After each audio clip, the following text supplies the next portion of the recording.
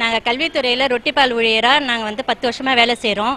இதில் பார்த்தீங்கன்னா எல்லாரும் நாங்கள் லேடிஸ் தான், 600க்கும் மேற்பட்ட பெண்கள் வேலை செய்கிறோம் இந்த திட்டத்தில். இந்த திட்டம் பிள்ளைங்களுக்காக ஏற்பட்ட ஒரு திட்டம்.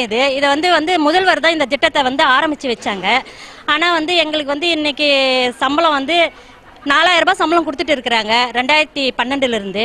ஆனால் இப்போ ஜனவரி மாதத்துலேருந்து பார்த்தீங்கன்னா ஒரு வேளை பால் வர்றதுனால எங்களுக்கு சம்பளம் 2000 தான் கொடுப்போம் அப்படின்னு சொல்கிறாங்க.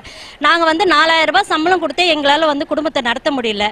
எங்களுக்கு போய் வர்றதுக்கு ஸ்கூல்ல இருந்து எங்களுக்கு வீட்டுக்கும் ஸ்கூலுக்கும் போயிட்டு வரதுக்கே எங்களுக்கு ஒரு மாதத்துக்கு 500 ரூபாய் செலவாகுது. வீட்டு வாடகை இருக்குது, சாப்பாடுறது இருக்குது. எங்களுக்கு 7 மாதம் சம்பளம் போடலை எங்களுக்கு. அதனால் நாங்கள் இந்த 4000 ரூபாய் சம்பளம் எங்களுக்கு கொடுக்கணும் அப்படின்றதுக்காக நாங்கள் கல்வித்துறை இயக்குநரை முற்றுகையிட்டு இன்றைக்கி இந்த தர்ணாவில் ஈடுபட்டு இருக்கிறோம்.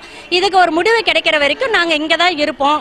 அதனால் இந்த கவர்மெண்ட்டும் சரி, இந்த அரசாங்கம் சரி, அதிகாரியும் இதுக்கு ஒரு நல்ல ஒரு முடிவு சொல்லணும் அப்படின்ற ஒரு எதிர்பார்ப்போடு நாங்கள் இங்கே தர்ணாவில் ஈடுபட்டு இருக்கிறோம்.